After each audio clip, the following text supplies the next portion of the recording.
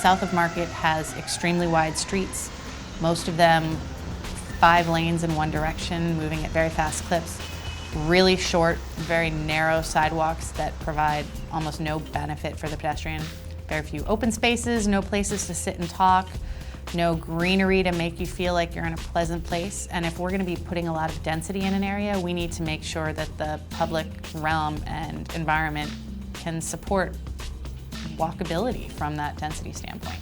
We're looking pretty simply at a focused area, a quarter mile around all the new transit stations in the South of Market. What that really means is about 20 square blocks of land area that we'll look at changing the height and zoning to be as transit supportive as possible. And so it's going to require a very flexible approach, an approach, however, that is guided by a larger vision. And the vision must be a vision of an eco-district where all systems merge together, and we have a big picture using basically the smartest approach that we can get now. The summer student program at SWA is important for a lot of reasons. The primary reason is to expose students to real-world situations in real cities with real issues.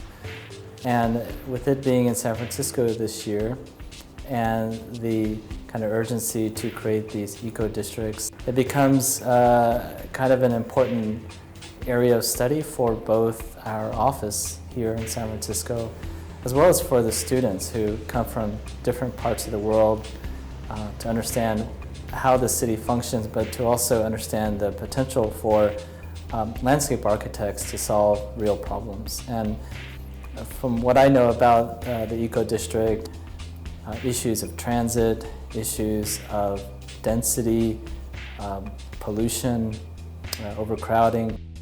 A lot of these kind of issues are kind of coalescing into real projects right now. And for our San Francisco office and the professionals that are here, it gives them a chance to maybe broaden their perception of what is possible through student work. And students, if anything, are all about curiosity and exploration. And what I've seen from the 7 students has been really inspiring.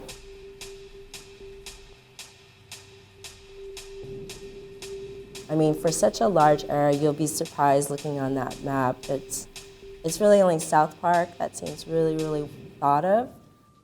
So I think working with the existing culture and demographics and that kind of vibrancy and making sure that the design proposal doesn't lose any of the richness that's already there and kind of builds on it is an interesting challenge. Since landscape architecture is a growing field, a lot of the stuff we're doing, we don't know if it's going to work for sure, so actually small scale, safe to fail projects, I think will be very important.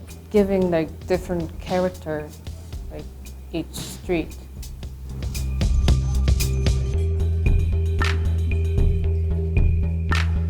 Most of us have not lived in San Francisco, and many of us, this is even our first time here.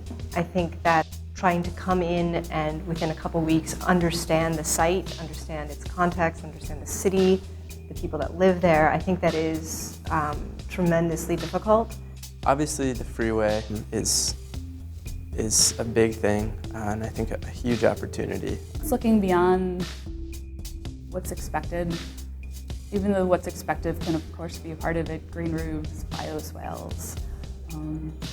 There's a lot of exciting technology in terms of harvesting the energy that's created in a city, but it's also looking at what makes that district a place and what makes it a part of its local ecology. Attracting the type of growth, using the unique qualities of the environment, and in a sense branding kind of what this part of the city has, both sort of at the district scale and then to the larger scale, really speaks to putting San Francisco on the map. I'm very proud of the work that the students did. It was a big, it was a very big challenge to try and take on such a large, not just project, but such a large concept in 4 weeks' time. So it's like these different lids opening, right? That's nice. And it could be big. It doesn't need to be, if you feel like you need to build a small structure, that's okay. Just brainstorming right now. This would be perfect for growing mushrooms. And much, I think, to not just my delight, but I think to the credit of the profession of landscape architecture, each student had their own idea. It was wonderful from the get-go. You know, one person really wanted to focus on freeways.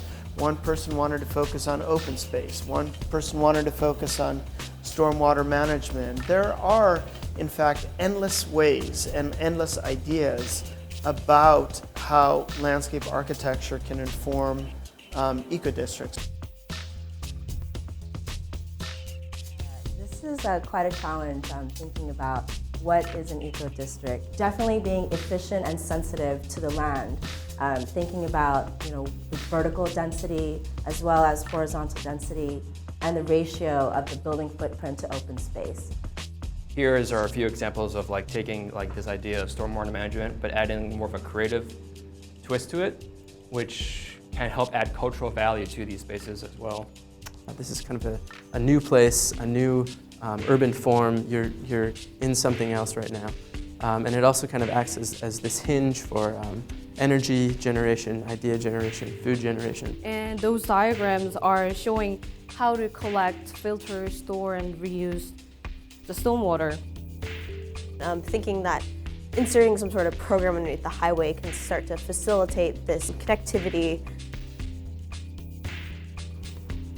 So I am proposing to close 3rd Street to all private vehicular traffic and really make it a pedestrian and biking corridor. By making this a more pedestrian corridor, it would not only become a destination, it could also serve as a commuting corridor and hopefully set a precedent for future city projects that in many cases walking and biking is a perfectly adequate form of transportation. I was really enchanted by the alleyways. They're these quiet moments of exploration in between extremely busy streets. So with original ideas about the maker alleys to have these artistic installations. So the project for this week was actually perfect. I got to find a module and find a way to recreate it to create one of the installations that I had been considering. Being able to formulate ideas early in your academic career and to have the kind of guidance and input that you would get in a program like this is absolutely unique. So summer student programs are many things, but I think to SWA, it's really about trying to help an individual understand who they are as a designer, as a thinker, and how they relate to cities around the world. I don't think that the summer is over. I don't think that the project is over. In fact, I think it's probably the opposite. This was really opening the can of worms, so to speak, and the real learning is going to begin now. At first I thought, what do I know? What can I add to the city? But I think that freshness is something that can add a spark that the city itself might not have had.